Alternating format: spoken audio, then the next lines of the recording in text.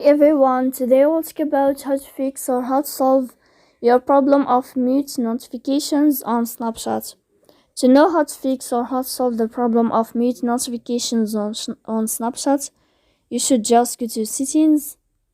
Here we click Apps, Default Apps, App Settings.